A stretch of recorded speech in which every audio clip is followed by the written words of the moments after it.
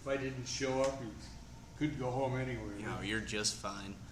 What's up, everybody? We are live again for another camera class. Welcome to Camera Basics today. We're going to get started in about 4 minutes here. I'm just going to triple check. I got a new audio mic, so I'm going to make sure that that's working for you guys so you hear me. But today we will be going through Camera Basics. I didn't do a screen capture of that guy. Hold on. There we go. So today is going to be Camera Basics. We'll start at the very beginning, and we're going to get started in about 4 minutes, everybody.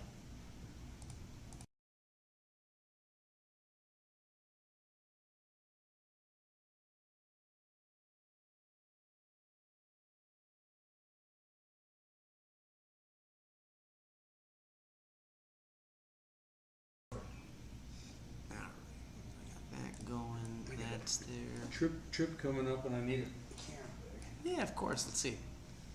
All right, so I got that there. Everything else looks good. Perfect. All right, and then let me look at my phone real quick. I just want to make sure that the audio is good. I'm going to pull up our YouTube.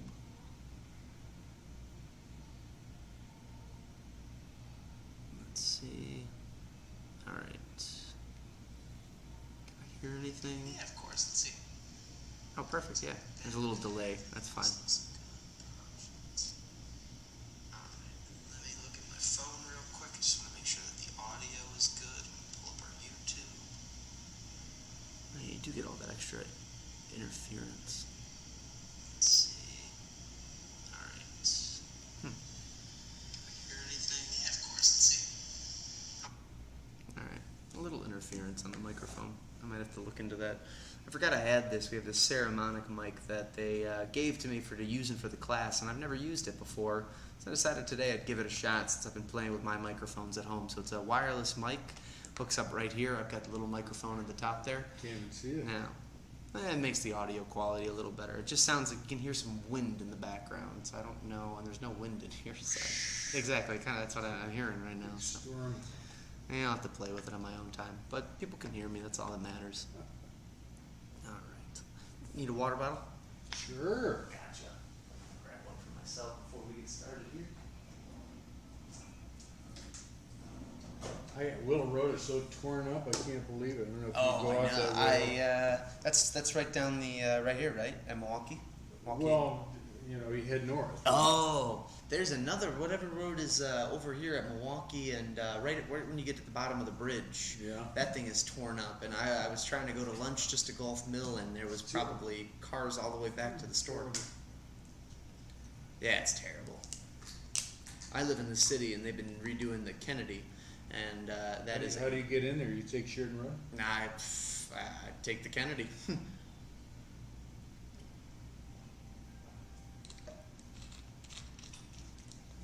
It's not that bad, but if you go at weird times, it gets really blocked up. Yeah. I wouldn't want to be on there right now, but by the time I leave it around 7-ish, Yeah. it's not that bad.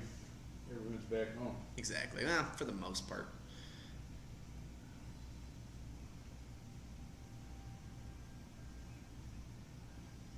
That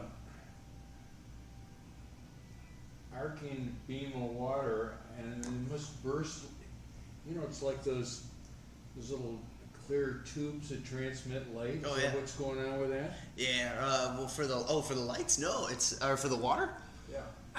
So I know that it shoots it out, and then I know that there In the are. stream and it follows. There's like a conduit for the light, I Yeah, think, right? yeah. There's I think 4 different lights that are inside those sprinkler heads, and so they're basically just shining through the physical bit. Because if you look from my angle, at least I can see it goes at the beginning part of the stream, but the second it gets to that arc and down, that's where it stops following.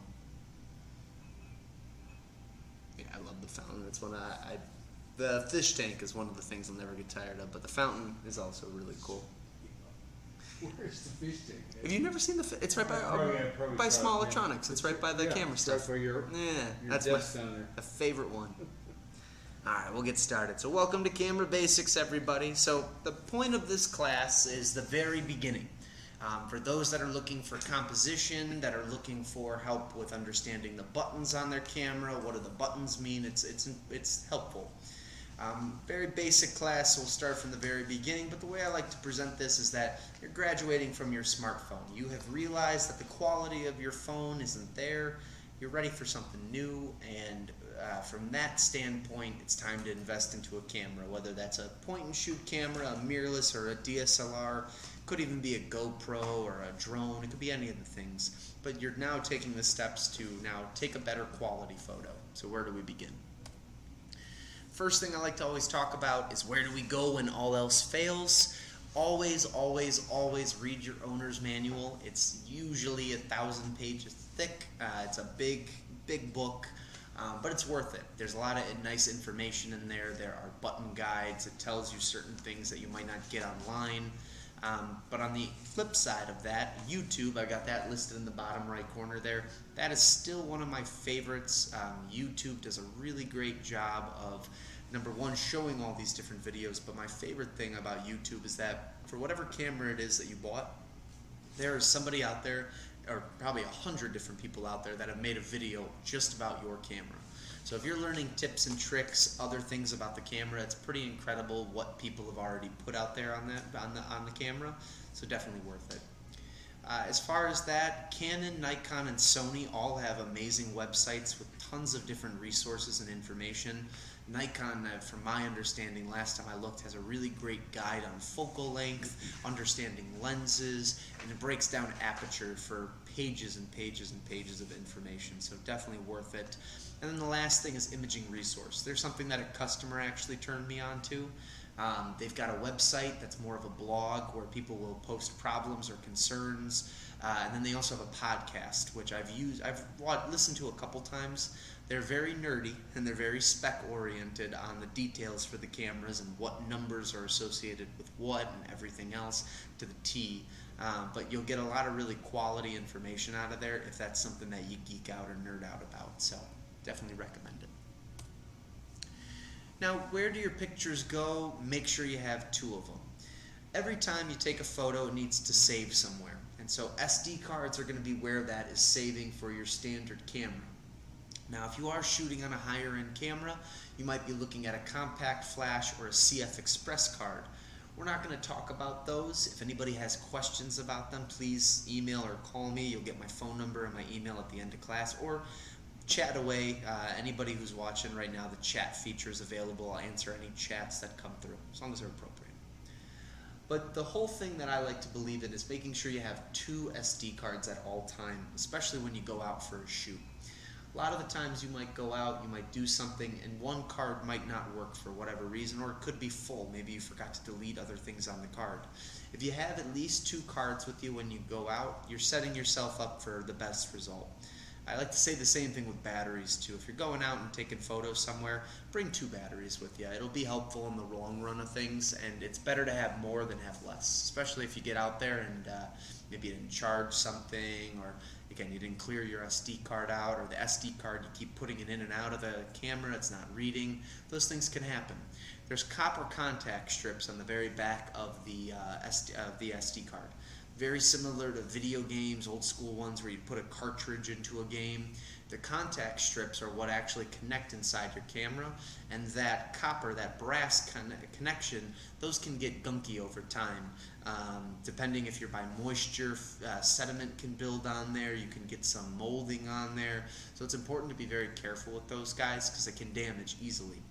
They do make Tough series cards, and those are wonderful. I definitely recommend those. There's Tough and there's Rough, all very similar, but the idea is that it's a much more durable SD card. If you do accidentally drop your camera and smash it, the idea is that the SD card should live. So definitely worth looking into.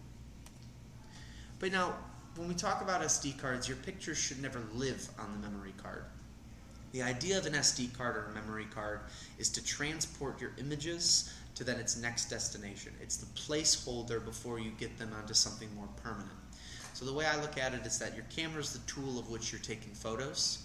The SD card is then the transportation that the tool needs to get those photos to other places, much like your computer, or maybe a hard drive, or if you're printing stuff, etc. The idea of the SD card is that it's a momentary place to save your photos, and it can be reused over and over again as long as you clear it out.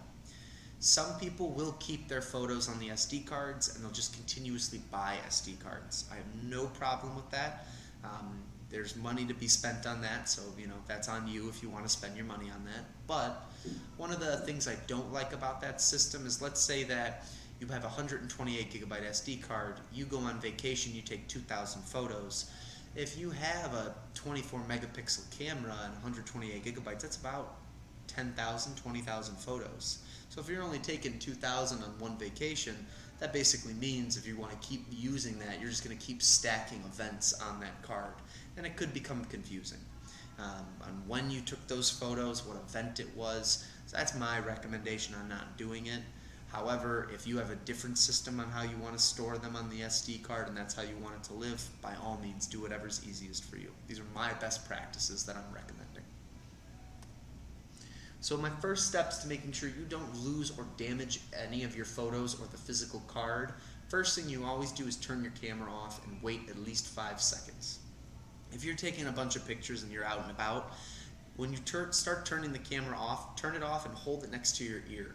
You're going to hear the inside motors and everything start to shut down and turn off, and it does make a sound. The important part about waiting that 5 seconds before you remove the card and place it into the reader is just to make sure that everything is properly saved, everything is shut down on the camera, and that you're not causing anything to not properly load.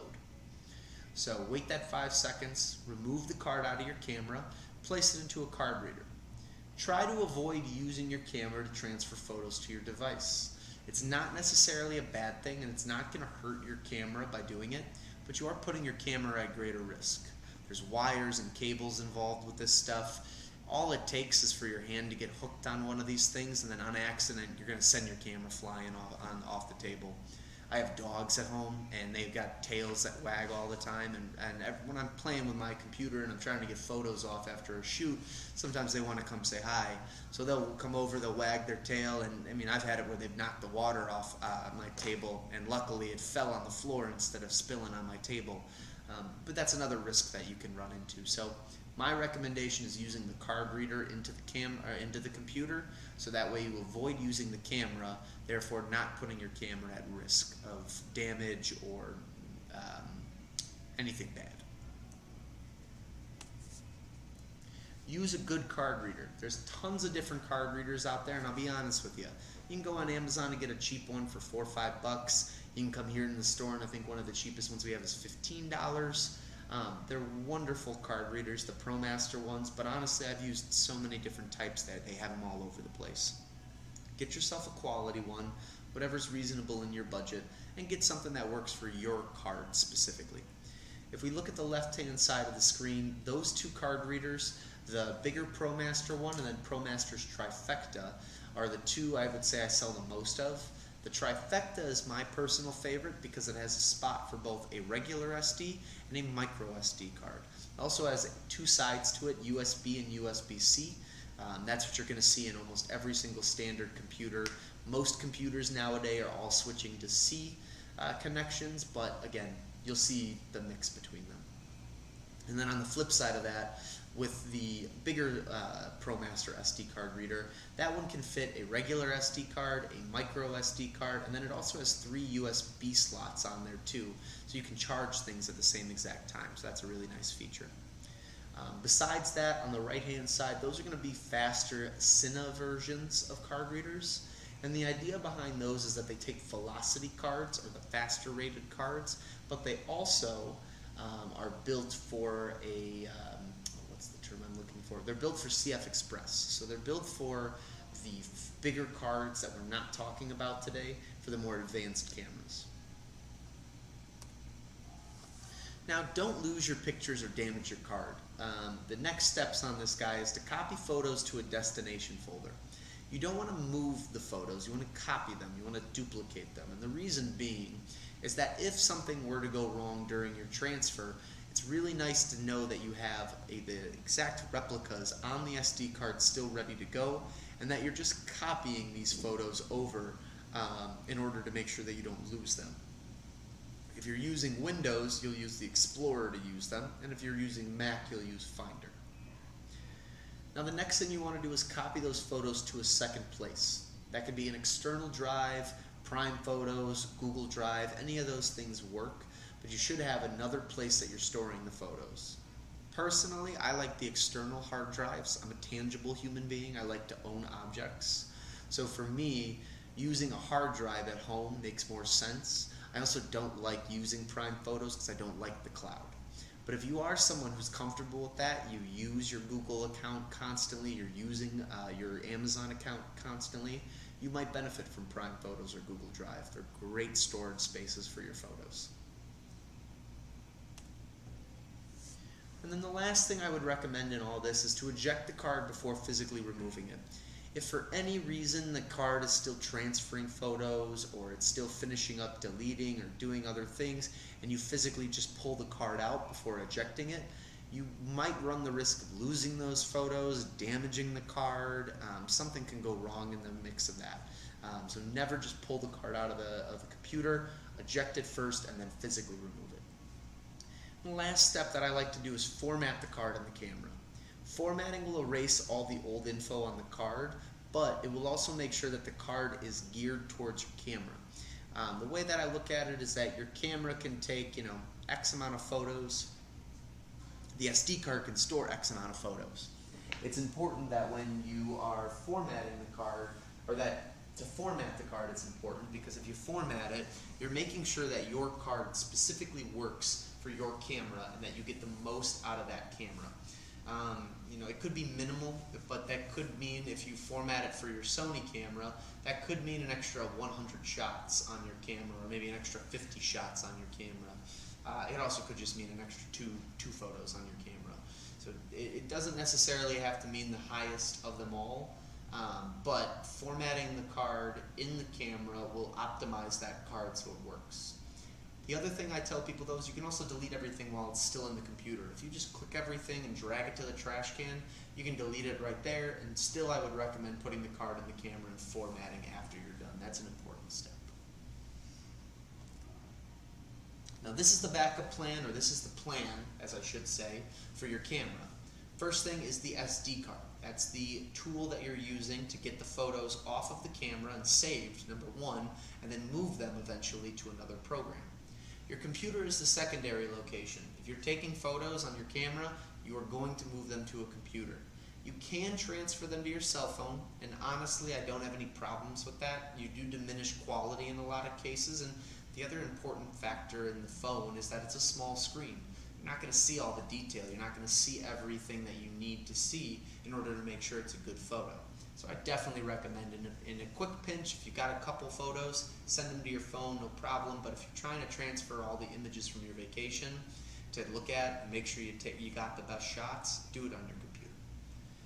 Lastly, the next thing I would do is move them to one other location other than the computer. I put a hard drive at the very top. That's one of my personal favorites. And then I used a picture of a cloud to illustrate cloud computing. So something like Google Drive or Prime Photos.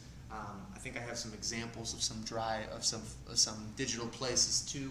So for the cloud storage, there's a lot of different options. If you use Microsoft, if you're a Microsoft Outlook email person, you have OneDrive.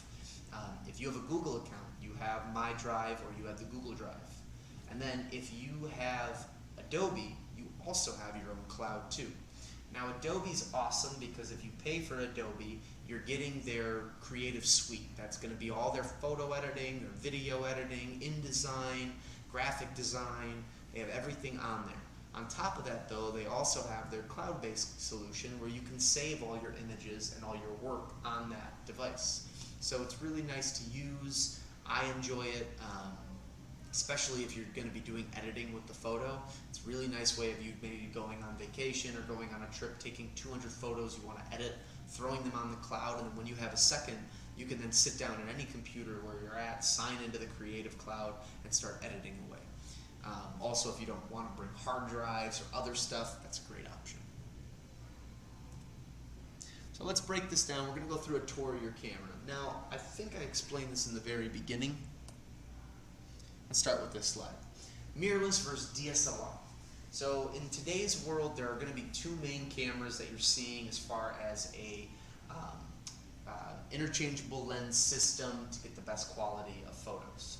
It's mirrorless and DSLR. What does that mean and why should you care? Right now, the current and best technology out there is mirrorless.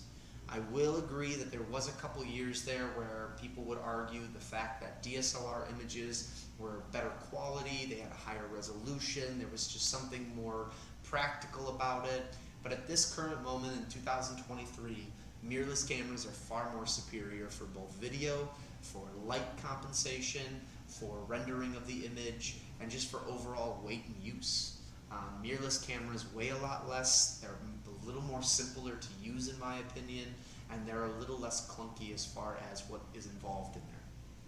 So another thing to look at too, you got your Canon on the left side here, you've got a Sony Canon on the right, Sony on the left. The Canon's bulkier, and you can see that right off the bat. It's a bigger camera, and you can see the mirror on the inside of that image. If you look at the Sony camera, all you see is that multicolored rainbow sensor that's on the inside.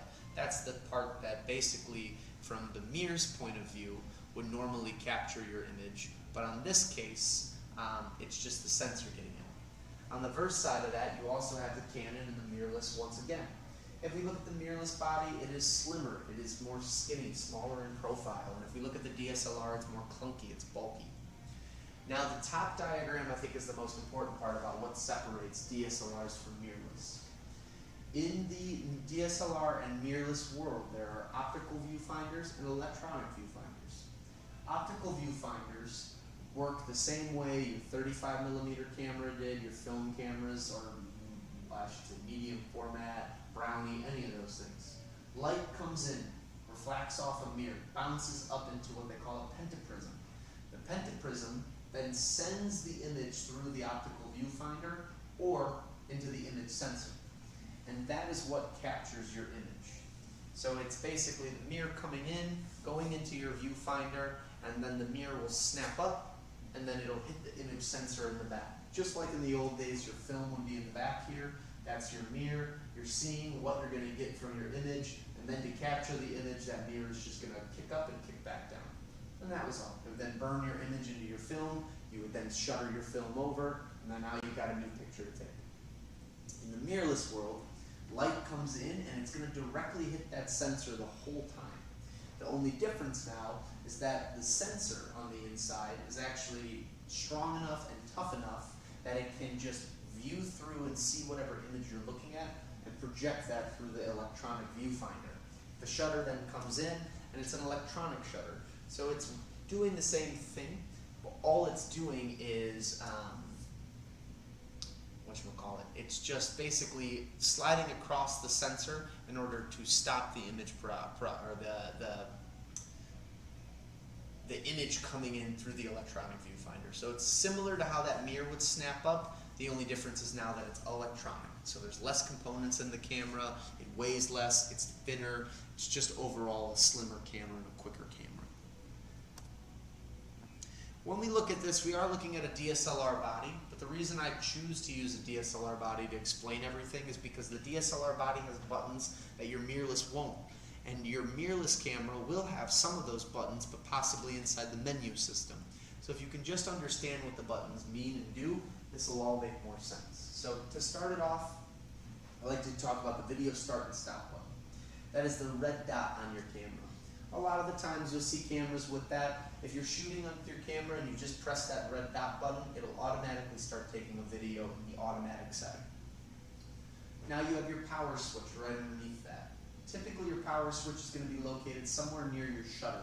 It could be its own button that might be more in the front of the camera or in the back of the camera where your viewfinder is at, but it also could be more towards the trigger of the camera, which is more typical for DSLRs. Speaking of that trigger, the shutter release is right in the center here. That's going to be that little button that clicks in the middle. One press or a half a click will do your focusing, one full press will then take your image. Your exposure compensation is just below that, and that's going to be a little square with a white minus and then a black plus. And the idea behind that is that where ISO will change the sensitivity of your camera and how much light it intakes, the exposure compensation will under or overexpose your image, making things darker or lighter really plays along with ISO, but it's what I call a cheat code. If let's say you're shooting and you've set all your settings and you're comfortable with where you're at, you might just want to play with the exposure compensation to make your image lighter or darker. It's a quick way to get around having to then reset all of your ISO and everything else. From that, then we have our mode dial. Now, the mode dial is what I like to call your gear shifter in your car. This is the same exact thing. It dictates how the camera is going to run. You can do automatic, you can do a manual setting, you have aperture priority, shutter priority, even programmable auto. And on some of these newer mirrorless cameras, you have customizable settings, a C1, C2, or C3. Those give you the ability to make sure that you have your own settings that you can constantly go back to if you need. Underneath that, we have a live view switch. Now, on a lot of the cameras, it's just going to be now a display button that you can click. But the live view is going to be the camera's ability to either use its digital screen, its 3-inch digital LCD screen, or it's going to be its viewfinder. Now, why is that important? If you're someone who shoots with only the viewfinder, you don't need the digital screen. Most likely, you can turn that screen off and you should get some longer battery life out of your camera. However, if you are someone who uses the digital screen and you don't use the viewfinder that often, you really can't turn the viewfinder off. It only turns on if you put your eye up to it for the most part. Unless you have a fancier camera or maybe something like a rangefinder like what I have at home.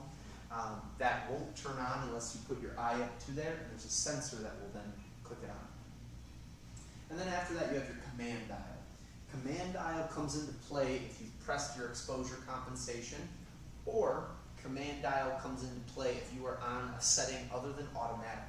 So if you're on shutter priority, your command dial would change the speed of your shutter.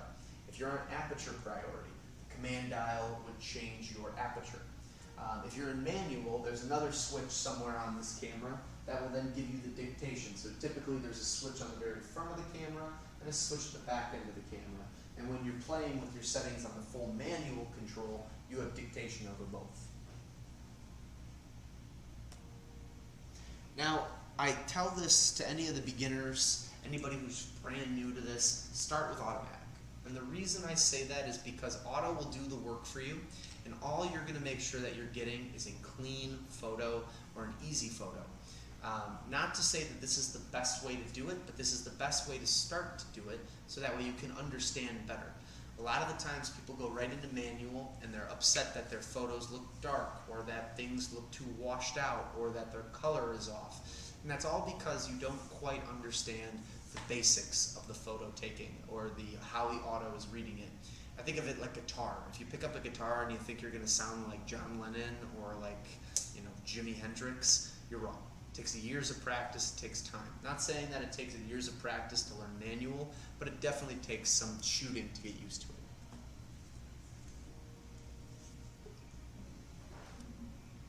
Now, mode dials, all brands are going to do it a little bit differently, and you're going to see it kind of across the board different. I think I've picked all 3 different cameras. So you have your Sony model on the bottom here. You've got your, I believe, on the right corner, you are going to have your Canon, and then on your left side, you're going to have your Nikon. Now, within this, what you're going to see are 5 main settings. And this is what I'm going to show on the next slide. Or 6, I should say. You're going to see auto, or A+, and that's auto control over settings and functions of the camera. All you do is point the camera, shoot, and take the photos. Full manual control over the camera's array of functions. That's the M button. So the M gives you full control over everything, but now the only downside of this is that if you're not constantly changing with the light or the area that you're in, the environment, your photos can be darker, lighter. This really requires you to understand your environment. A or AV is your aperture priority control. For the camera, you can control depth of field on A or AV, and you can control the rate at which you see the background of a subject matter, or you don't. So it's really nice to use the aperture priority depending on what you're trying to get. That's my personal favorite setting. The shutter speed priority control is the S or the TV. I've been asked before what TV means, and I have a terrible memory. I'm awful about doing my research on TV, but TV or S stands for the shutter speed. If you're doing action photography or sports-based photography, you might get a kick out of this one because it'll allow you to control the speed at which your shutters are closing on your subject matter. In the advanced or in the intermediate class, I teach that a 1 in 1,000 speed is the most ideal for action photography. So in the sense of that, 1 in 1,000th of a second is what you're using in order to capture something that's moving. Program, aperture and shutter are auto, but everything else is changeable. Now on the program too, you can change that as well. So you have the ability of changing a lot of different settings on program, and the nice part is when you go back to that, it should stay on those settings for the most part. B, bulb. The camera is fully customizable, but as long as you're holding the shutter, the release of the camera will stay open, or the shutter release will stay open on the camera. This is great for long exposures. If you're someone who wants to take long exposures, oversaturate an image, and really get in a lot of detail, the B or the bulb is the way to go. Now for some people, they won't have the B on their physical wheel. Instead, they can go to the shutter section of their camera, whether that's full manual or shutter priority, and they should be able to scroll to B. B will just keep everything open for a very long time, or as long as you want it to. Now, one of the things I didn't mention on here, but they're scenes. Now, scenes are basically going to be automatic, but on steroids. Or I shouldn't even say on steroids, it's automatic, but it's focused. Now, the reason we don't talk about it anymore is because most cameras got rid of it. They realized that it was pretty arbitrary, it doesn't necessarily acquaint it too much. But what in the sense of the scene mode was you were telling your camera that you're going to do a specific activity. So if I go through this from left to right, the top corner you've got the auto plus, that's the green plus button. After that you have no flash. This will do automatic, but no matter what area you're in, no flash will pop up. After that CA, I forgot what the CA did, but again, it wasn't anything that was too mind-blowing. Might have been customizable auto, if I'm not mistaken, where you could customize and basically do things with automatic, but you'd have more control and more focus. Now the other ones were the ones that were the most important, the ones that people always ask me questions about. The head is for portraits. That's supposed to do its best job to blur out the background and focus just on your subject matter. The mountains underneath that is for scenery, for wide angle, for long landscape shots. The flower is your macro, it's your close-up shot. The running man is your sports activities or anything that involves movement. And then your person in the white box with a star in the corner, that was your nighttime photography. So those were automatic modes that were just used as what we call scenes. They were specific moments that you could select in the automatic setting to help you take a better photo. Now going back to the tour of our camera, on the side of the camera you might see a flash button. That's going to initiate your flash and kick it on or off. Function button, FN. Typically on the mirrorless cameras, by pressing the FN button, that's going to access your menu so that way you're able to change certain things on your camera. If you're shooting in a certain mode, you might have access to the shutter priority, but if you're shooting and you click FN while you're on shutter priority, you're going to be able to use things like your autofocus. What is your zoning for autofocus? What's your exposure metering look like? How's your auto white balance looking? What is your detection mode on the camera? Are you looking for humans? Are you looking for cars, birds, planes, helicopters, etc.? That's the type of thing that function gives you access to. Now, depending on the zoom or lens that you have, now you've got a few features on here. The zoom ring is going to be the ring that makes the camera's telephoto lens zoom or go out from zoom. So basically the zoom ring is what's controlling this 18 by 55 millimeter lens. We're able to move from 18 to 55 or from 55 back down to 18. You have that ability to do so with the zoom ring. Right in front of that you have a focus ring. The focus ring, if you're using manual focus, allows you to focus in on your subject matter and get the clarity that you're looking for. On old school cameras, you only could manual focus. There was no autofocus. It wasn't until the SLRs started becoming digital and you started getting the DSLRs. And I would say even in some of the certain film cameras, you might have seen a digital focusing on there, or a automatic focus, if you will. But old school cameras, they give you the ability of doing both, or old school cameras only gave you the ability to do manual for the most part. New school or DSLR, which would be a little bit older now, they give you the ability to do both manual and autofocus depending on the setting that you have it to. Underneath that, we have our lens retract button. Pressing that button will retract the lens and lock it into place. Now, for the most part, you will not see this button on every lens, and I think it's important to think about that. The lens retract button was really only for lenses that didn't have any form of advanced computer system on the inside. And the reason being for that is that the lens itself wouldn't stay in its locked position naturally. You would have to hold the button down and pull it all the way to its locking position. You'd hear a click, and when you're ready to use the lens again, you could hold the button and move it again until it then starts to rotate towards that 18. But it's a good way of locking your lens in place, so if you're traveling or doing stuff, you don't risk your lens coming to telephoto and then being at its most vulnerable point. If you're traveling with your lenses, and if you're traveling with telephoto lenses, make sure that lens is fully collapsed and it's not telescoping at all, just so that way you prevent anything from happening during travel. Next to that, we have the lens release button. By pressing the lens release button, we're going to be able to take this lens off. So by holding it down and turning counterclockwise, the lens comes off the camera body. By putting the lens back on and turning clockwise, you'll hear a click and it turns back on. Or it's back on. And then the last button on the side of the camera that we're looking at is the drive mode button. Now, drive mode is going to be your camera's ability to either do burst photography or to do a timer photography. Where that might be important for burst photography, if you're at a sporting event, you don't want to just take one picture of the person running into the end zone for a touchdown. You want to take 10 or 15 photos of that person. But you can't just sit there and click, click, click, click. It really won't work that way. Your camera won't load fast enough. You'll miss 80% of it and maybe get 2 quality photos. In your camera, you're able to determine its burst mode. Some of these cameras are 4 or 5 frames a second. Some are going to be 15, 20, 30. I believe mine maxes out at about 40 images a second.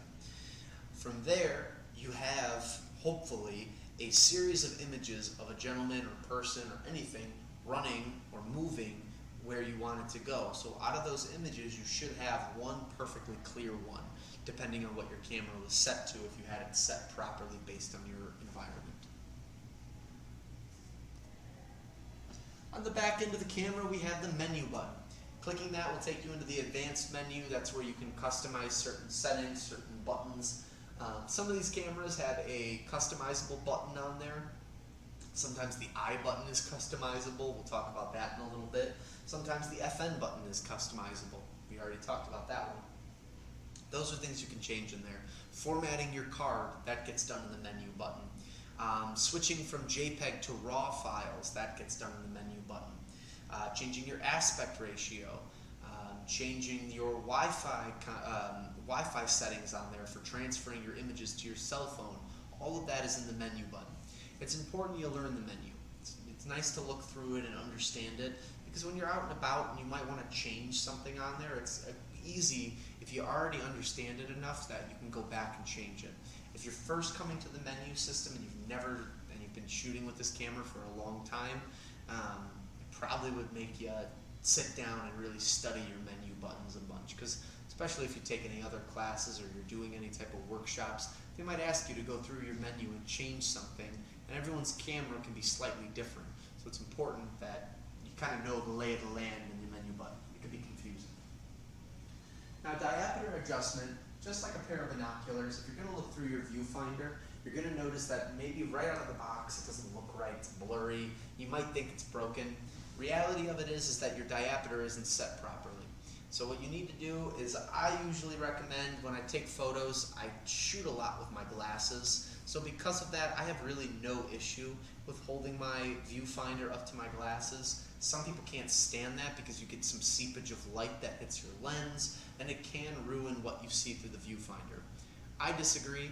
my lens, the way that I have my viewfinder set up with everything, I have a little extra of a hood on there, and it helps me when I kind of put my light or my glasses to it, kind of suction cups my glass a little bit, so it helps keep all that extra light out. But the diameter adjustment will help you with all that stuff. Now, this is a Nikon camera that we're looking at. Sony has this option too, and I don't think that's, Canon has that option too. Sony does not. Yeah, They do have the info button on the side there? Where do they have it? right on top. Right here. Oh no, it has the diameter, but info. I was talking about the info sorry. button. So the info button, it's in the Sony camera. You can click on it if you go through some of the different settings on there. But with Canon and Nikon, what's really cool about them is that they give you an info button right on the camera. And what I'd like to recommend with the info button, especially for true beginners, is if you're shooting on automatic, continue to do so. When you get to the photos that you like the most using your image playback button, which we're going to just kind of jump, the image playback button is going to be your square with a triangle in it. You press image playback, press the info button on your favorite images. You're going to see what your camera decided to do in the automatic setting. What was its ISO? What was its aperture? What was its shutter? That's a great way for a beginner photographer to really look and see, hey, wow, it was a beautiful sunny day, there was no clouds, my camera decided to shoot at 1 over 200th of a second with a 5.6 aperture at 800 ISO. That's pretty great, your photo looks fantastic. Those can be mental notes for you to use in the future in order for you to get the best results for your future photos. Using that to educate you to then make those maybe manual changes or shutter priority changes or aperture priority changes, that can take your game up a little bit. The next thing that we have that I skipped over was your focus or exposure lock. So your focus on there, your AEL or AFL is going to be the ability for the camera to stay locked on a target while you're moving. So if you're taking a picture and you're ready to go, if you hold down that button, it's going to continuously lock onto whatever it is. Now if you want to move and slightly maybe move to the side or then slightly change your angle, but your distance to the target is still the same, you will stay perfectly locked on that target as far as the focus is concerned. This is a great way if you need to move around the subject matter to get photos, or my favorite use of that is for myself. I do business on eBay. I sell baseball cards. Part of my thing is I have to take proper photos of it. So what I'll do is I'll line up all the cards I want to take photos of, and in a quick kind of fashion, I'll sit and plop one picture, one picture, one picture, and I keep moving. But by using the focus and exposure lock, I don't have to refocus every single time and waste my time. I can just continuously move stuff. The other way that you can do it too is if you're taking pictures of, let's say, I had a gentleman who came in the other day getting a lens because he was doing another shoot at a school. He was doing the school picture day. One of the things that they use with that exposure lock is that they always have the kid sitting in the same exact spot on the same stool. So unless the kid's height changes, they have to just position the camera in a different way, but they don't have to refocus the camera. The camera itself is ready to go, it's in the perfect setting, click, take the picture, you're good to go. The I button. The I button can mean so many different things for so many different cameras. I describe the I button as a customizable button. Sometimes it can act as an info button on some people's cameras. Sometimes it's the menu system for the quick changes. All dependent on your camera. Give it a click, see what it shows you, and if you got questions on it, by all means you can call or email me on that one. But the I button typically is a customizable button, or it's a button that has a specific function right out of the gate for that camera. Now, multi-selector and OK. They are both in the same boat. Multi-selector is your arrow key on your camera. That's your tool selection. That's going to help you move from screen to screen or from menu to menu. The OK button finalizes things or says enter on there depending on what you're doing. Then at the very bottom you have a magnify and a demagnify. Magnify should be simple, zoom in. Demagnify, zoom out. And then you have a delete button. If you're playing image playback button and you look at an image and you're like, oh, I didn't like that at all, I usually don't recommend deleting the photos off your camera unless you're really running out of space when you're on a job or on a shoot. My recommendation would probably be just to keep everything on there. But if you see an image on your camera and you're like, I do not want that camera picture, you can hit the delete button and that'll take care of it. Usually it'll ask you if you want to delete. You'll then press OK on the multi-selector and you're good to go. This is one of my favorite images, and I show this to everybody. I think this was one that a customer sent, at least one of my other colleagues a long time ago. My camera doesn't work. If you get an image like this and you say that your camera doesn't work, I hate to break it to you. It's not the baseball player. It's not the bat. It's the baseball player.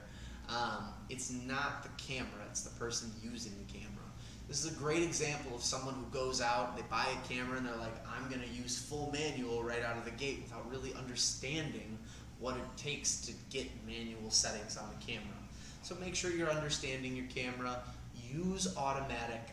Don't be a dummy on that, and just try it out for a little bit. If you feel like it's too easy, then give manual a shot. Give aperture priority. Give shutter priority a shot. See how they work.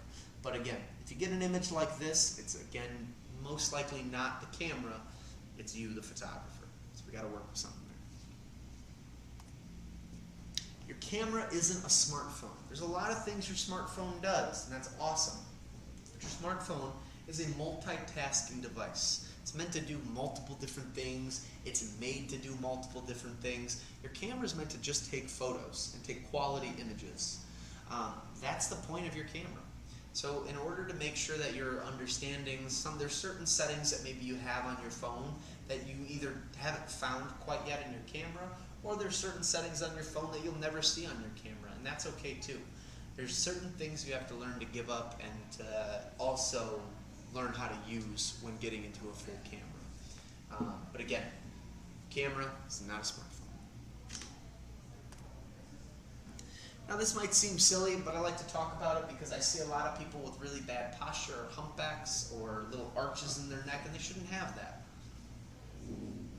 And from my experience, a lot of that comes from our posture when we're holding a camera. Now, I pride myself on having a really nice posture. I stand up nice and tall all the time. I don't slouch a lot. I'm really worried about that with my back. It just doesn't, I'm 6'1". I want to stay 6'1". When I'm using my camera, I'm very particular on how I hold it and use it. So one of the first things I'm going to say, if we look at the left side, we've got the gentleman in the Gap shirt holding his camera. The top example is how not to hold your camera. You are not a bird. Your arms should not be out like wings. Your hands should be inwards for two reasons. One, there's more stability if you lock your elbows into your rib cage. It might not seem like it, but if you can hold your elbows onto your rib cage while you're shooting, or lock them into the sides, into your love handles, that's going to be really helpful. If you're holding your arms out like this while taking a picture, you're asking for someone to bump into you, and if you're not using a camera strap or you're not doing something, the ability for you to drop your camera is greater. But the second thing too is that if your arms are up here while you're holding, you have nothing to keep yourself kind of stationary. So those arms can wiggle. So if you're trying to take a picture and you're doing something, you're most likely going to be more wiggly and you're going to get a worser image. Now on the opposite end, the same thing. It shows really well with the girl here, with how we diagram it. Those two pictures on the left side are the wrong way to do it. The idea of that too, not only is the arm out the wrong way, but that middle photo. She's got her hand on the side of her lens and on the side of her camera body. That's not the way we want to do it, because the camera lens has a lot of weight to it. We want to make sure our hand is underneath our lens. The reason they make all of those control dials on our lens circular is because we can move it from the bottom of the camera. We can move it at the bottom, so we don't have to necessarily keep it on the side to adjust. Again, her elbows are locked into place by her chest, and they make more sense. Same thing when we look at then the side profile of what she looks like. If you're leaning too far back, you're going to have too much arch in your back. You're also throwing your balance off, and if something were to happen, you're going to lean backwards. Same thing in the front. If you start leaning forward too much, that's where that humpback is going to start to develop, or that's where then you're going to start maybe noticing some pains in your lower back. So again, the idea with being an artist is the longevity of being an artist. And a lot of the times, given the tools that we have and given the things that we have to do, one of the things I was told at a very young age with the drawing and painting that I do is that the more you're going to hold a paintbrush or a pencil, the more you're going to get yourself ready for arthritis in your fingers. Just naturally going to happen.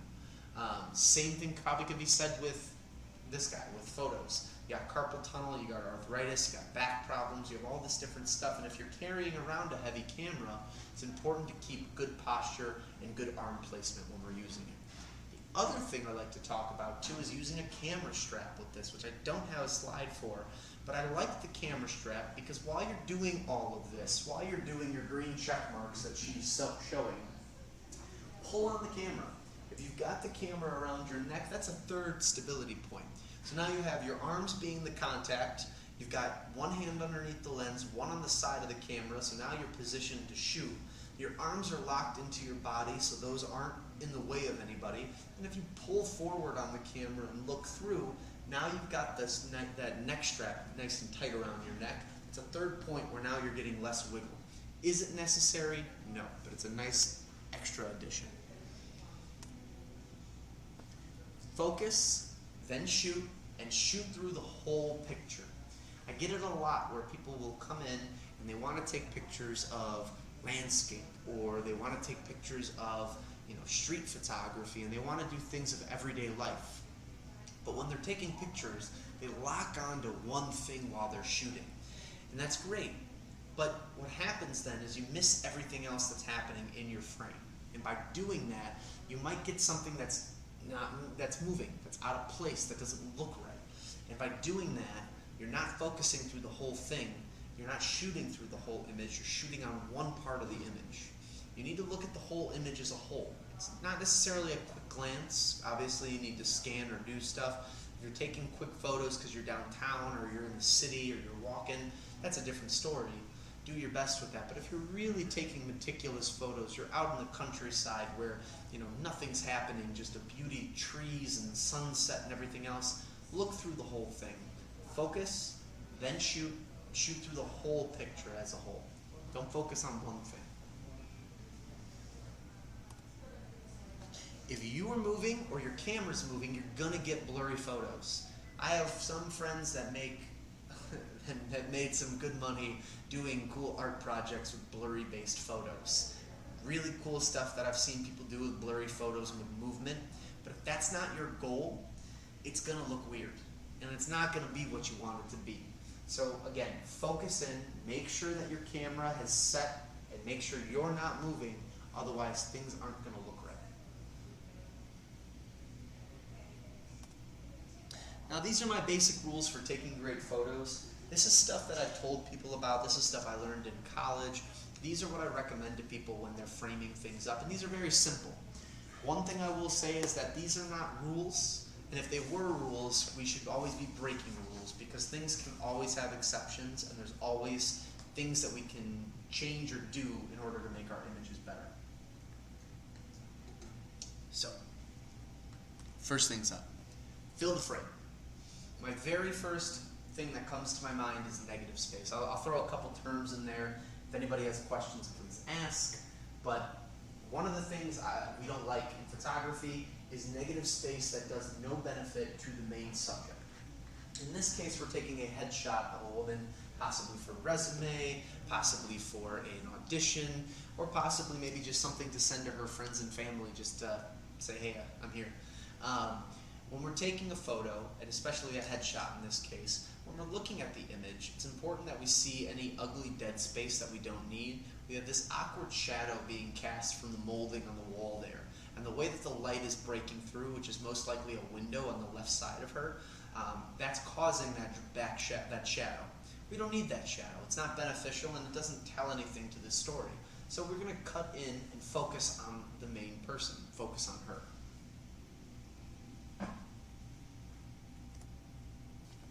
Similar to that last image, we have another image of a person, but in this case, we're focusing on the eyes.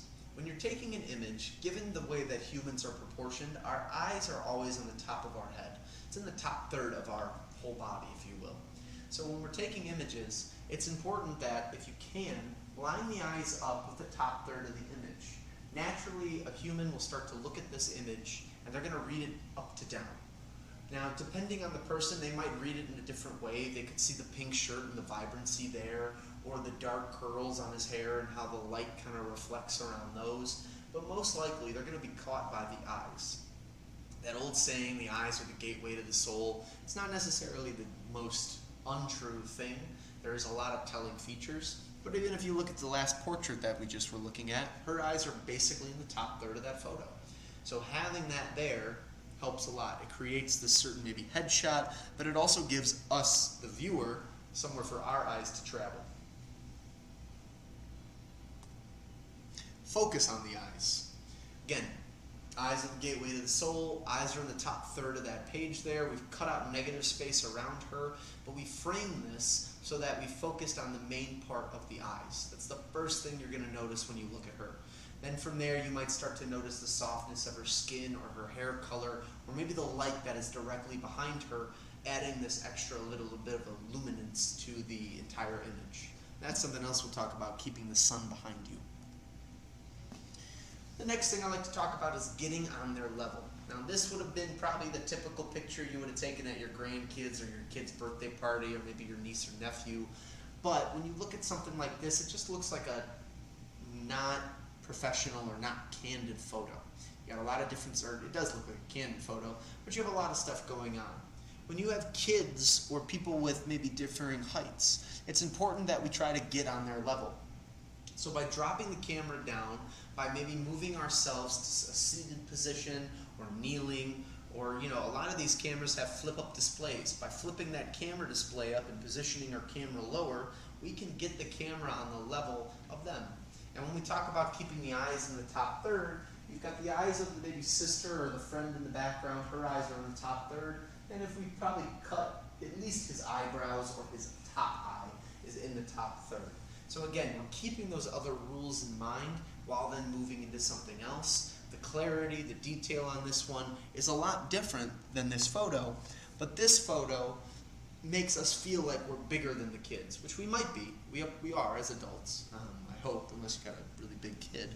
But at the same time, this is going to be kind of a nice way of getting on the same level as the kids to be able to kind of get more of a professional-based photo. Hey there. How you doing? I'm good. Or lower. That's another thing that you could talk about too. So going lower than the other people there, it's a nice way of getting underneath and being able to shoot up. There's a hierarchy scale that sometimes gets created within taking photos, and that ability to create the hierarchy scale, giving the kids more power or giving what have you just a little bit more focus or attention, it gives us kind of this weird perspective of looking up. Other than that too, the top girl on there, the girl whose head is the the girl who's the tallest, I should say, not the head, it's the largest. Her eyes are almost in the top third of the photo too. So that's another thing that we're looking at here. Photo eyes are all in a line too. We have some symmetry on the photo. The eyes are in the top third of the photo. Color looks nice, and then also the light is behind them. That's something I'll talk about in another slide. Another nice rule that I like to talk about is the rule of thirds. So the ability of taking a photo and cutting it into 3 sections. So that can be from right, center to left, or top, middle, and bottom. From there, there's going to be intersecting points, and we circled those intersecting points. Now the idea of this is that if you can either have your image stand in one of the main sections, or if you can have the image hit at one of these intersecting lines, you're going to cause at least something more that is,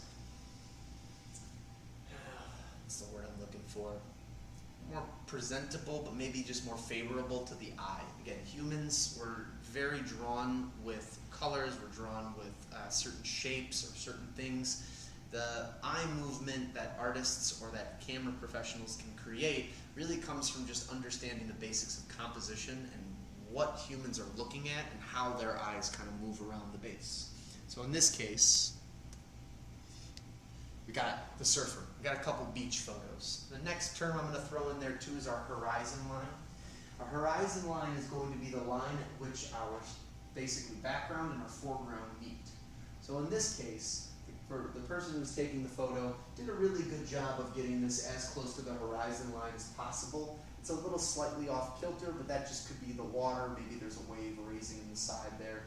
But our surfer, his intersection is coming from on the one side there, and then his shadow being created by the sun being behind him is going to also cast a shadow too. So he's hitting the two marks perfectly. Now, there's negative space in the image, but the negative space creates context for where we're at. We're at a beach. He's surfing. That makes sense. It's sunset. So it's starting to get these kind of nice orange and purpley colors that we're seeing and these nice bright yellows. So that's exciting. So again, following something like that, you can maybe create something that's a little more pleasing to the eye, brings your viewer in to maybe dissect the image a little bit more and to look for stuff. Said I had a lot of beach photos, so we got another one here. Same idea though, we got a black and white image. Horizon line is almost perfect right there. That is something that it's very doable on your camera. A lot of cameras will have the ability for you to do the leveling ability on the display mode on there. Definitely would recommend doing it. But same idea, we have a little girl now standing, she's staring out into the ocean dramatically. The sun looks like it's coming through the clouds, but because it's black and white, it's a little bit more difficult to notice. I would say that because the way that I can see the light kind of breaking through the clouds to bring some kind of light to the beach, it feels like maybe there's a storm in the distance, or it's rolling out, or it's rolling in, and then you have light breaking through in certain sections. But her shoulder, her ankle are both on those two circled areas, so she's hitting the rule of thirds perfectly. It adds dramaticism with the color on there too, and then the light being in the background breaking through with the black and white just offers a little bit of more variability between the shade, the beach, the watercolor, her clothes that she's wearing, and even some of the seaweed that's piled up there. So again, more stimulating image. The next thing we got here is going to be a mom and dad, brother, sister, but now we've got two different intersection points. The one thing that drives me nuts about this image, I just wish that mom and dad could step over a little bit more so they were perfectly in line, but now we have what we call a vanishing point. If we were to put a little dot in the background here, we basically could sit here and see that all these lines on the building basically are diverging from a single point that comes in the middle. So we're doing some form of perspective or linear perspective, if you will, on that, but it's all part of adding to the image or adding to the stimulation inside the head where you're like, wow, I really like the image, why do I like that? It might be because of these lines that all just kind of make sense. But in that same vein, number one, eyes top third of the page. This is the top third. 3 out of the 4 heads are in the top third for the eyes. Again, adds to it. But the brother and the sister holding hands there, they're hitting perfectly on there in the intersecting points. Mom is hitting perfectly on the intersecting point. The image has symmetry to it naturally because of those diverging lines that are heading to the viewpoint or to that one point all the way in the background there. And overall, it's just a nice image with how we have everything laid out. So again, composition, being cautious of how we're putting things or how we're framing things when we take pictures does make a difference, even for street photography or for everyday photography. It makes a difference when we can just focus in on those finer details. The last one I like to use is Jim from The Office. The reason I like to do this is I feel like it breaks the first rule I talked about, and then I feel like it also kind of brings home that rule of thirds again. So here we have Jim's eyes are almost at the top third there. They're basically at that line. His eyebrows are there, so he's almost there. On top of that, too, he's hitting that main point. Now, one of the things that The Office did during these little interview points was they wanted to show where the character was because it showed context to the person watching of where this interview was taking place. If you watch The Office, they're most likely in the conference room. They got the little shrub over there. They're interviewing Jim, asking him a silly question about a prank he did or something that happened on the show.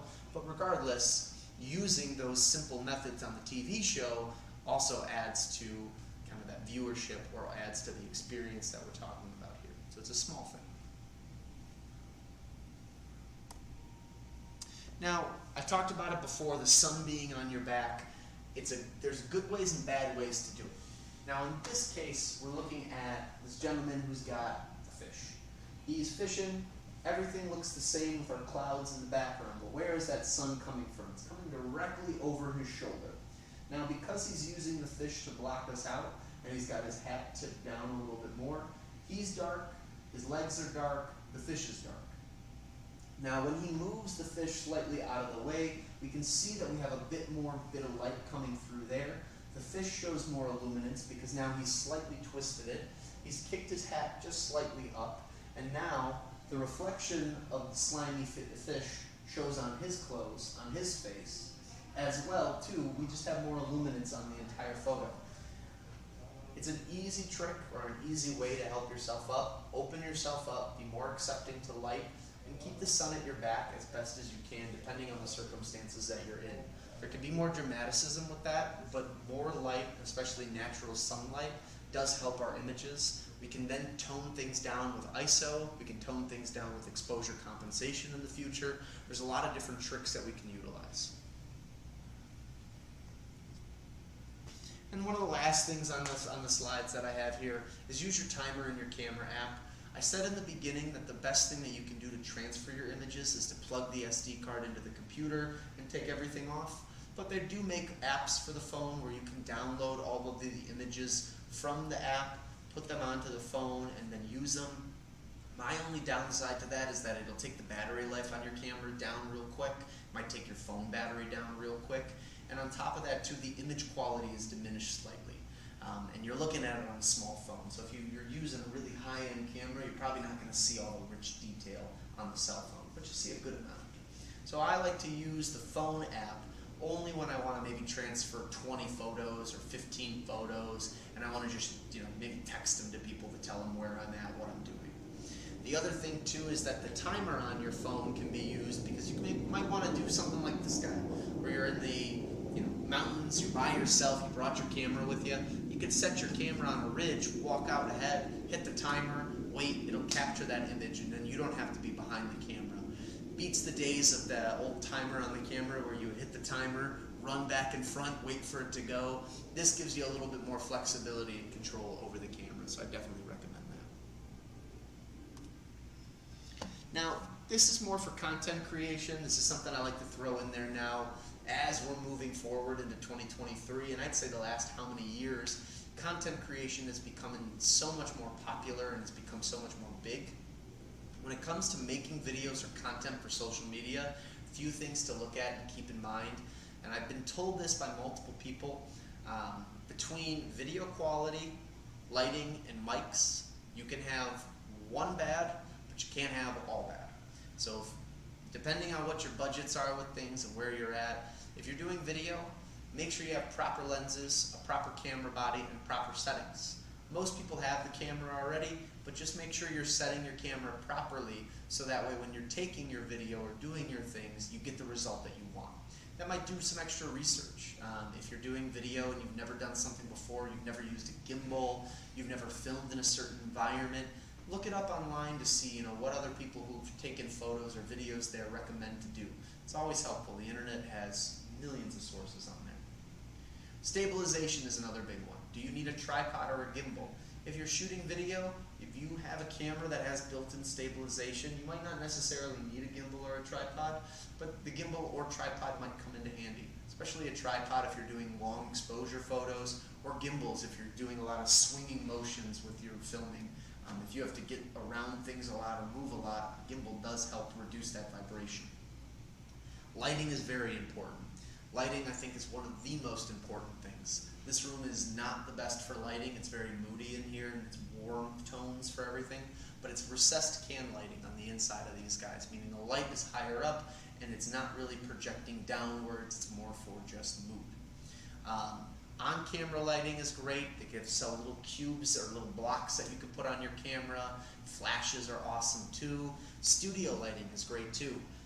In more advanced camera class, one of the things we talk about are the 3 key components to lighting and what you should be looking at when you're lighting things up. And then natural lighting. We looked at a slide earlier about that, using the sun as your natural way of lighting yourself up as far as photo taking. The sun is your best friend when it comes to light and it comes to taking photos. It can be your worst enemy in certain situations. If you got nasty glare, reflection, But again, that all comes with growing pains and learning how to kind of get around that. Microphones are the last thing. Cameras will have a built-in microphone on there. They're typically not the best. So a shotgun mic is really nice, an on-camera mic is really nice, there can be other forms of that, and then a wireless mic. And today I'm actually using my first ever wireless mic to teach the class, so that's exciting. I like the idea of microphones. They do help and improve the audio quality of your videos significantly.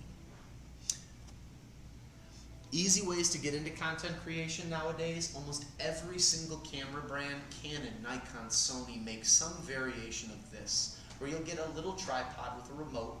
Some will even include an SD card, but the main thing that they're giving you is stability, a grip, and then typically a microphone.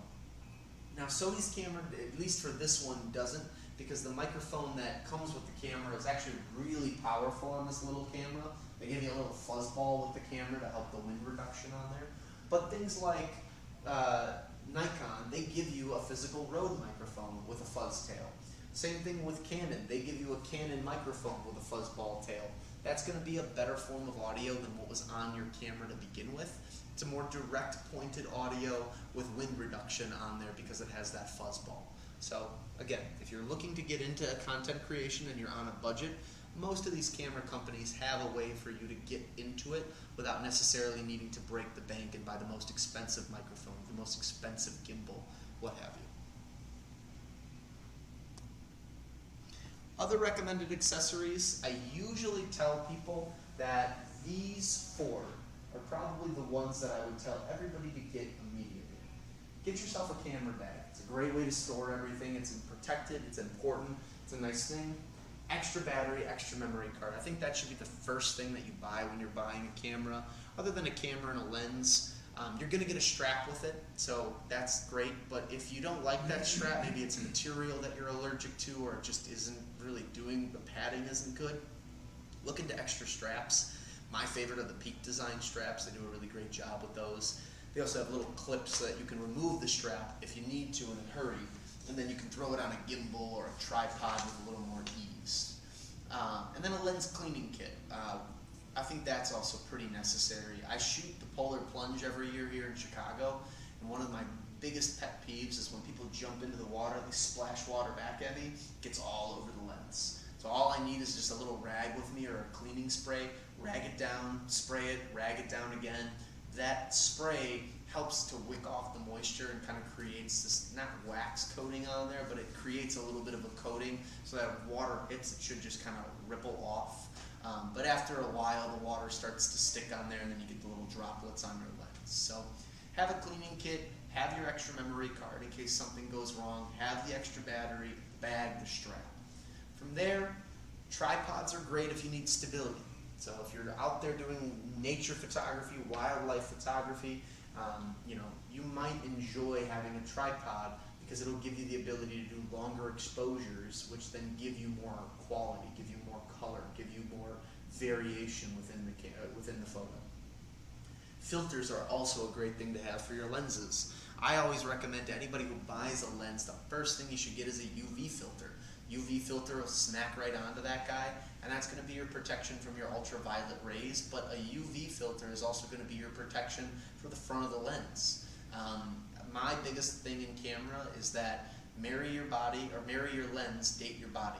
Your camera body eventually will become outdated, it's going to become slow, it's not going to function right anymore. That's going to happen 10 years down the road as you keep taking photos. Your lenses, though, on the other hand, as long as you take good care of those, it's quality glass. That's glass that you can move over to other camera bodies and continue to use in your journey. Even if you switch brands, most people make adapters where you can bring maybe a Sony lens over to a Nikon body, or a Nikon lens to a Canon body.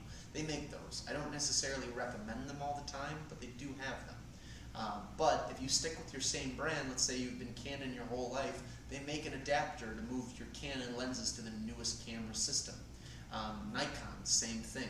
Sony is one of those unicorn brands. They've been using the same mount now for about, I don't know, 20, 30 years. They had a couple stints where they were using a mount. That was for their DSLR lineup, just for a little bit. That didn't go over well, but they've really stuck to the mirrorless game for the the most part, the E-mount is the only thing that you'll see. Additional lenses are also great. In the next week's class, in intermediate, we'll be breaking down more of the lenses. We'll talk about the trinity of lenses and the lenses that are the most important to have, what I recommend for those. And then other classes and workshops. I'm just a basic class. My idea is just to make sure that anybody who has a camera feels comfortable or confident when they use it. They don't just let it sit on a shelf and collect dust. But I'm just the start. There are great classes out there where people will have you pay some money and really spend some quality time with you to teach you the ins and outs that you need to know about the camera, about shooting, about everything. There's also great workshops out there that do the same. I like the idea of being able to go somewhere and just maybe take photos for a couple days and just do photography and workshop through different problems or solutions or things that you're trying to accomplish. A lot of the times when you're out there taking photos with other people or doing stuff, you have the ability to ask questions on the spot, getting your answer almost instantaneously to help you figure out what it is you're trying to do. So classes, workshops, be the forever student when you're taking camera stuff.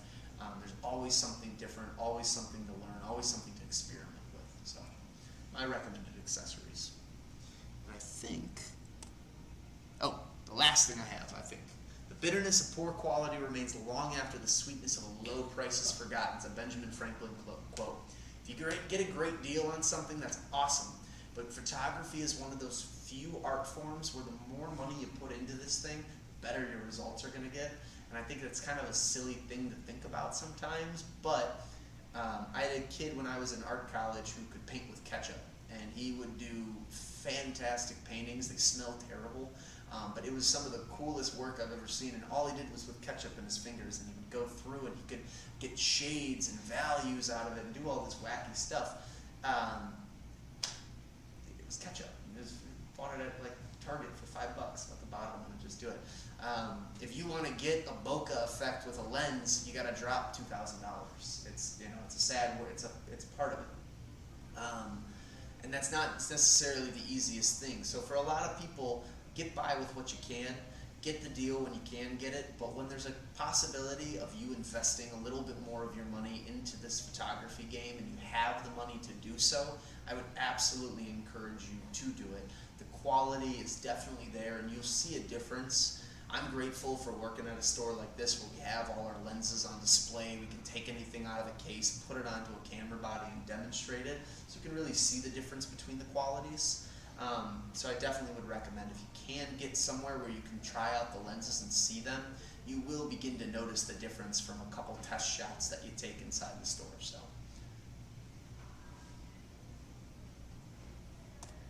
And that's all I got for you guys today. And next week's going to be intermediate class. That's the second Thursday of each month. We're going to be going through things like your ISO, your aperture, and then your shutter speed, how all of those are separate, how they all come together. And then we'll talk about things like your lenses, what focal length means, what lenses you should be getting, and what are the different kinds of lenses out there. So all that stuff will be next week. You must have started at 6, huh? 5:30. Aaron downstairs told me 6:30. Oh, jeez. All right, I apologize for that. Okay. You missed the class. Yeah, unfortunately.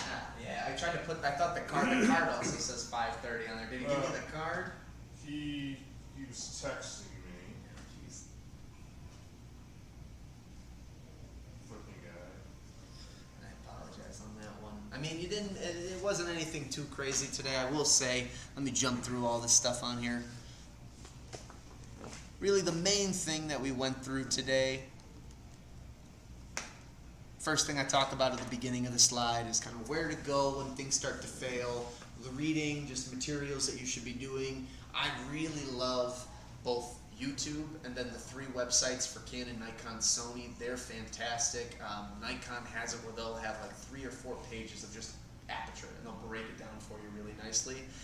Canon, Sony offer great things on just your one camera. But the thing I tell everybody is YouTube. You put in your camera model, whatever you have, there are probably 100 different videos on just your one camera that you can learn all these different things about people doing different stuff. And then Imaging Resource was something I had a customer not long ago turn me on to. It's a website that's more of a blog form. People post on there questions, responses, and then they kind of go through it. And then there's a podcast that they do too. It's very spec oriented, very nerdy, very geeky. It might be all gibberish for you, but you might get like a nice little nugget out of that. So I like that one too.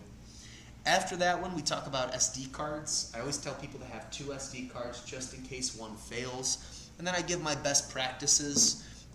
Your photos shouldn't live on the memory card. You should transfer them off and then format the card.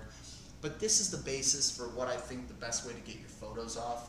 Turn it off, wait 5 seconds, remove the card, put it into the reader, and then try to avoid using your phone to transfer the images. You can. If you got like 15, 20 images you really like, but if you got 60, 70 images you want to schlep them on your phone, you're going to reduce the battery of the camera probably by like 20%, 30%. So if you're shooting in the field and you only got 1 battery, I definitely wouldn't recommend it.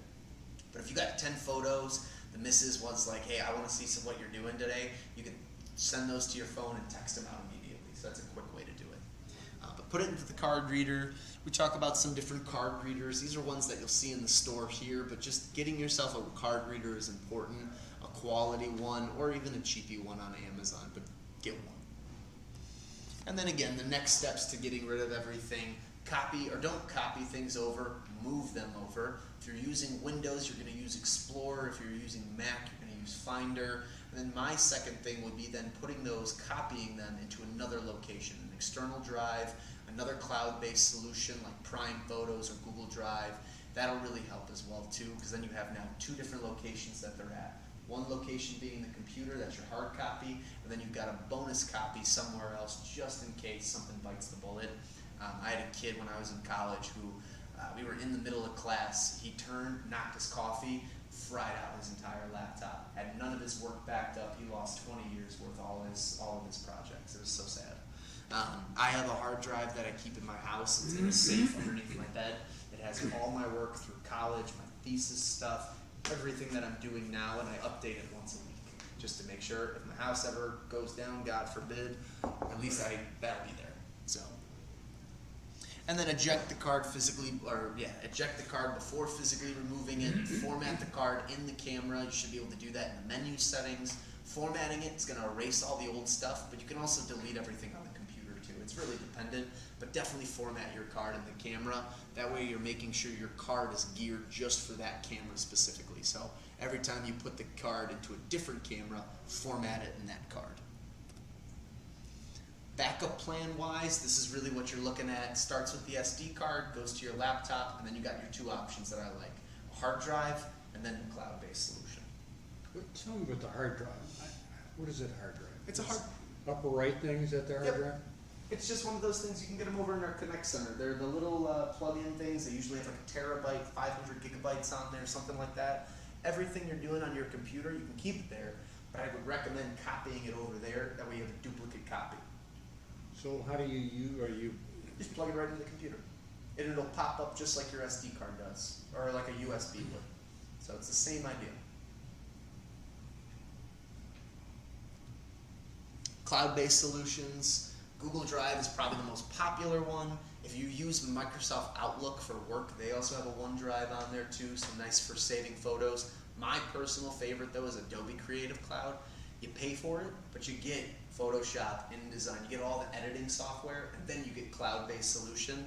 And what's really cool with that is like they give you like 200 gigabytes worth of storage on there, included with your like $60 membership per month. So it's a nice way of putting all your images on there, and then when you're ready to edit, you don't have to plug your hard drive in or dig through your computer. They're all saved as files on that platform. Then I go through a tour of your camera. First thing I talk about is the mirrorless and DSLRs. Mirrorless are going to be lighter, they're going to be faster performing. DSLRs have a clunky mirror in there and a pentaprism, so that's what really adds to the weight and to the bulkiness of it. They're going to be slightly slimmer on the mirrorless side, wider on the DSLRs, typically taller on the DSLRs, and squatter on the mirrorless. So it's an important thing. You have an optical viewfinder, which basically means that light cuts in, bounces off the mirror, pentaprism comes through the optical viewfinder, so you see it all. The other version of it just comes through the sensor, and whatever that sensor's getting, it's a read right to the electronic viewfinder. So a very similar function of how they all work, but just kind of 2 separate entities, if you will.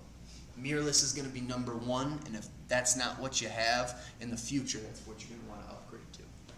And then we just break down the buttons on the camera.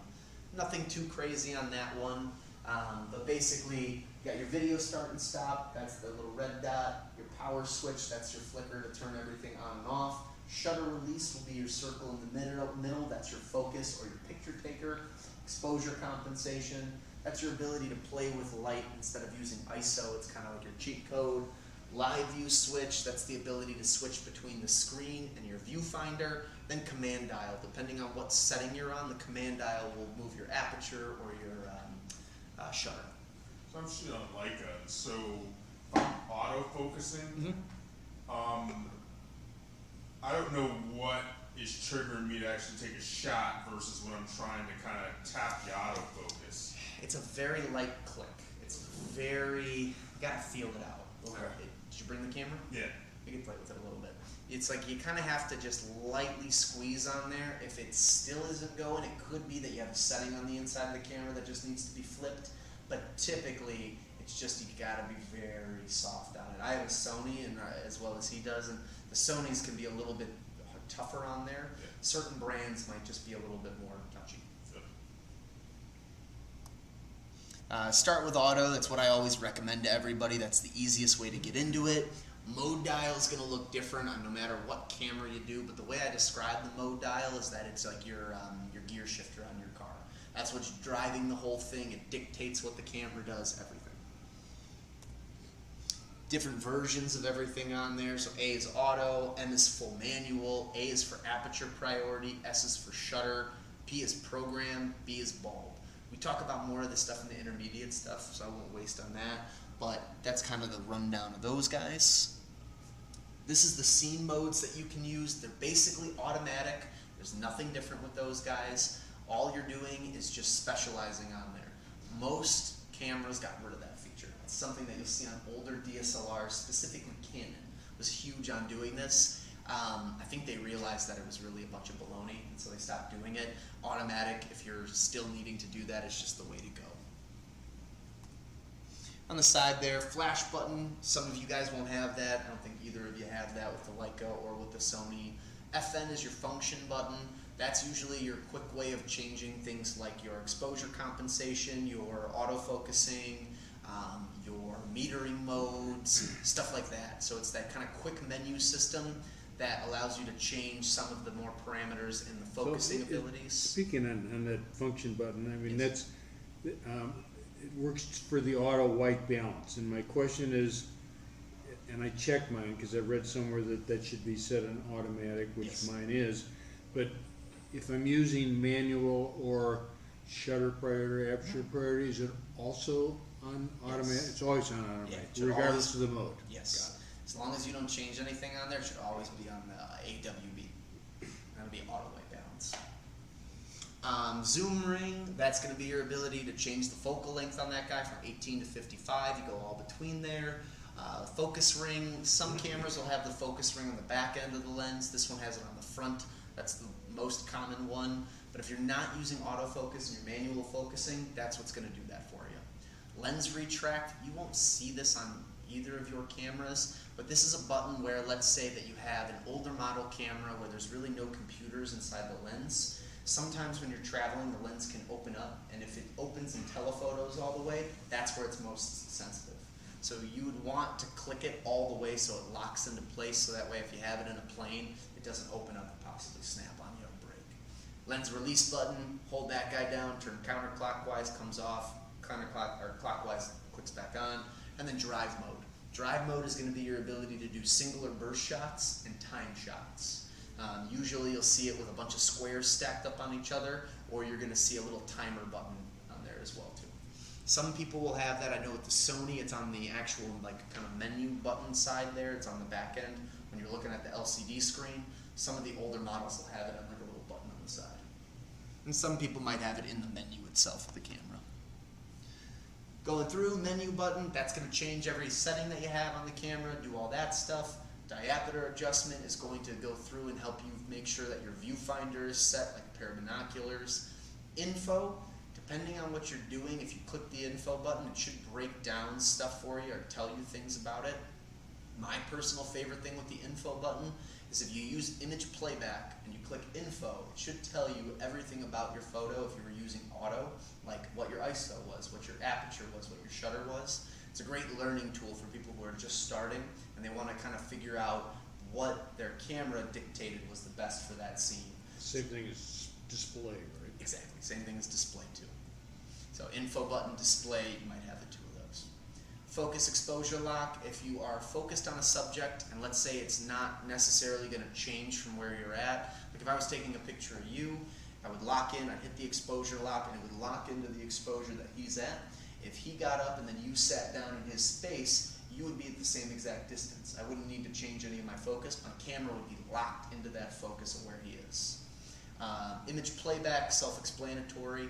Eye is a little weird. It can be a bunch of different things. Some cameras, it's customizable what you can change eye to.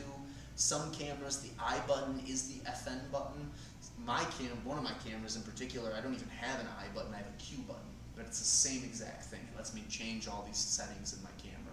My recommendation, if you got it, click on it, see what it does. If it doesn't do anything, go to your menu and you should be able to then change what the I button does. Under that, the OK button, multi-selector. Multi-selector, that's your way to scramble and move through the menu. OK is your enter button. Under that, magnify, demagnify, zoom into an image, zoom out of an image, and then the delete button gets rid of that thing, so if you don't want it on there. My typical thing though is don't delete on your camera because it does take juice out of the camera. Just keep taking photos, get them on the computer, and then delete when you're on the bigger screen. It gives you the ability to really see the details, see if it was a crummy photo or not, see if you don't need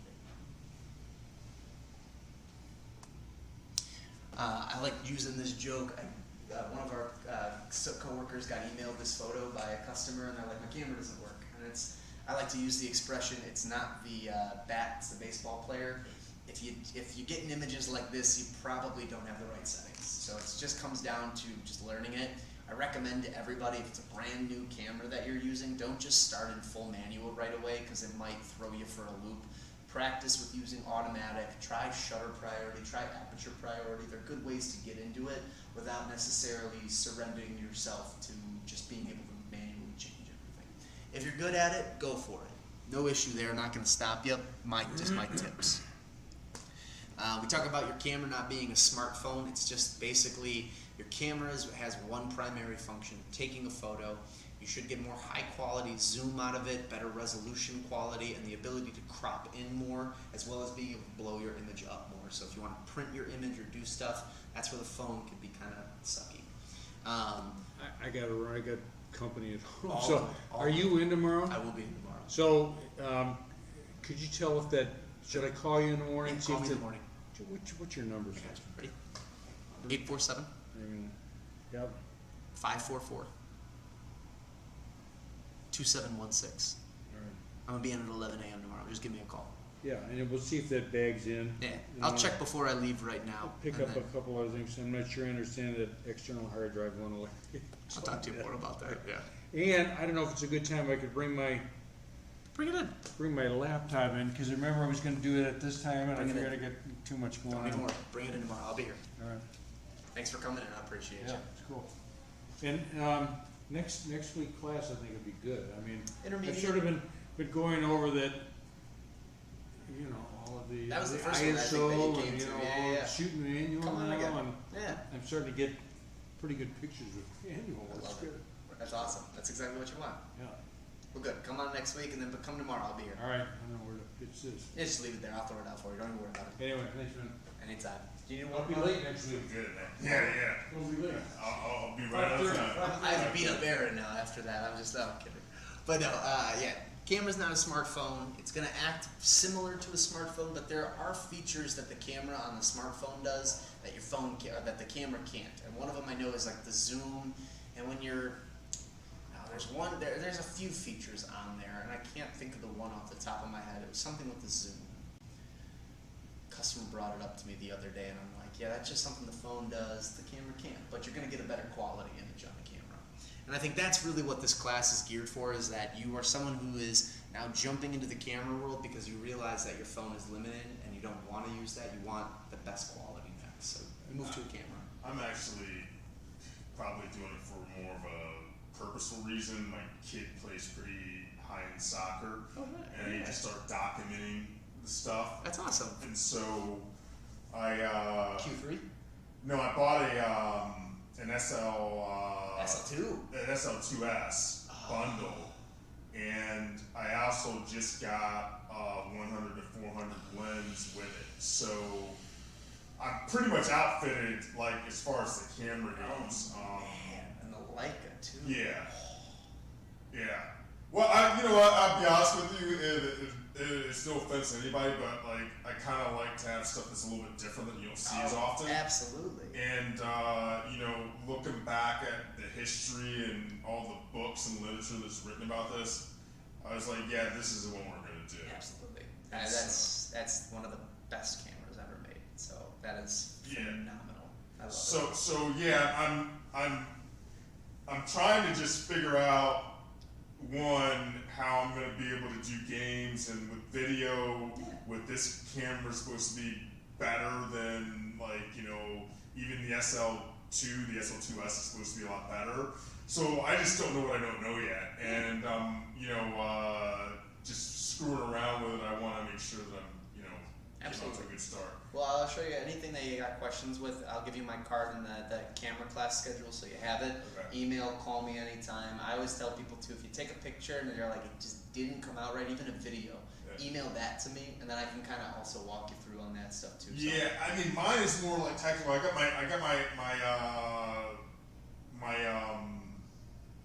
my back book. Everything's fitting in my bag. So I'm just trying to figure out, okay, when I take something, how do I get it over here? All that stuff. That's where I am. Gotcha. Absolutely. I think then holding the camera was something we lightly talked about. Probably don't need to talk to you about that one. Just Well, it's weird because I tried to take a couple pictures where I wanted to go this way because I wanted to get it vertical. It didn't come out that way. Yeah. Okay. I'd have to look at it to see in the settings to see what the way that it was done to make sure, but it should, if you turn it sideways, should take that vertical shot. The idea with this one though is just watching posture, making sure that you're not leaning too much forward, leaning too back, and then again, you're not a bird, don't wing it. That's what I always tell people with it. If you're winging it, especially with an SL2S, it's a heavier camera, so if you're holding it out like this, you're going to get shakier quality. Lock your elbows in, push them into your ribs or push them into your love handles. Yeah. It'll really help when you're taking a photo, just add that stability. Also, keep that strap around your neck and kind of pull it taut. That's another way. So basically, it's like you've got your stuff elbowed in, you've got your camera out, you're pulling on there, so you should be locked into place right here. Put your eye up to it or pull back and look at the screen depending on what you're doing. Got it. Focus, then shoot, and shoot through the whole picture. So one thing that I notice a lot of beginning photographers do is they'll look at a photo and they'll be like, okay, here's my image, or I use the glass, right? So if you're looking through this is your image space that you're looking.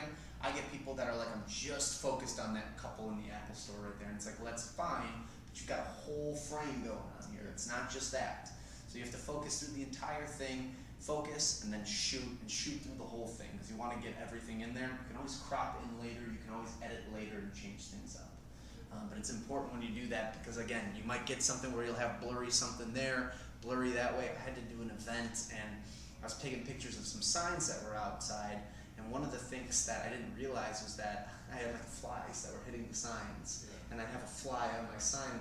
I was focused on the whole image as a whole, but I didn't look at that little detail, so when they got their images, they're like, love it, except for the bug, and I'm like, what are you talking? I'm like, Right. damn it, I didn't realize that was there. So again, that's another thing to be paying attention to. Here, real quick, let me just cut the video because I don't think anybody's on here anymore. Nobody has questions. Thanks, guys. Thanks for being here tonight. If anybody has any other questions, call or email me. It was on that last slide.